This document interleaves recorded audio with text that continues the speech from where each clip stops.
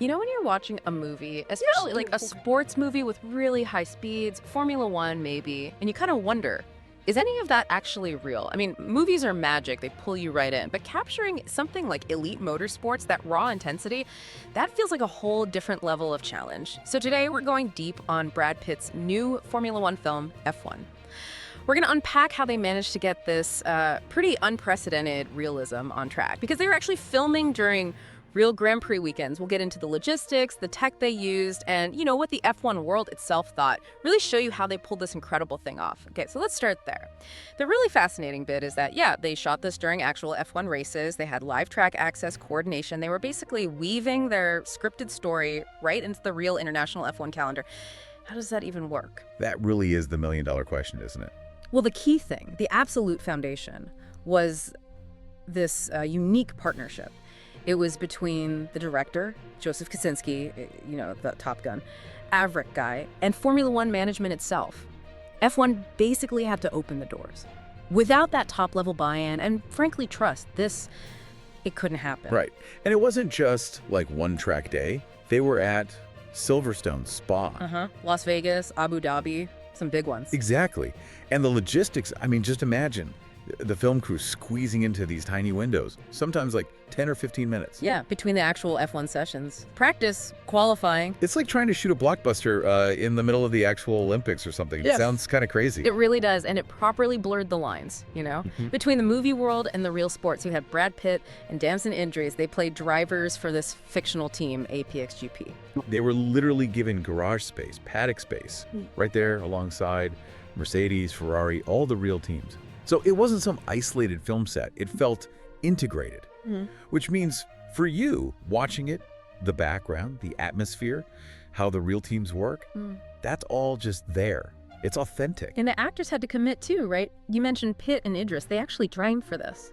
Performance driving. Oh yeah, definitely. They did proper training. So what does that mean on screen? Was it just looking the part, or did they, you know, actually get behind the wheel and go fast? No, this is the really cool part. They weren't just in simulators. They filmed actual driving scenes in modified Formula 2 cars. Okay, F2. Still seriously quick cars. Very quick. Open wheel racers. Just, you know, the step below F1. But Okay. get this. Sources from the production confirmed Brad Pitt himself. He hit speeds close to 200 miles per hour. 200. Seriously. During supervised film? Yeah. At the Circuit of the Americas in Austin. So that's not just clever editing, that's genuine speed. Real commitment. Wow. Okay, so capturing that kind of speed from inside the car, the technology must have been pretty special. How'd they manage cameras in that environment safely? Right, well that's where Apple actually stepped in, interestingly. They used these very compact camera systems. And part of it was a custom-built rig developed just for this movie. Custom tech, what was in it? Well, it wasn't off the shelf. It apparently used the sensor from an iPhone 15 Pro, but with like special firmware. And it had an A-series chip inside, you know, the kind of Apple uses in phones and iPads, but optimized just for handling the video processing in real time. And crucially, the whole thing was mounted in special housings that were FIA compliant. FIA, right, the sports governing body, so safety first. Exactly, the Fédération Internationale de l'Automobile. Those housings had to withstand insane forces, G-forces, vibrations, everything, while being totally safe inside a race car. Okay, and this fancy camera setup, you mentioned it recorded in Apple ProRes log. Now, for those of us not deep into filmmaking, what's log format? Why does that matter for the visuals? Yeah, good question.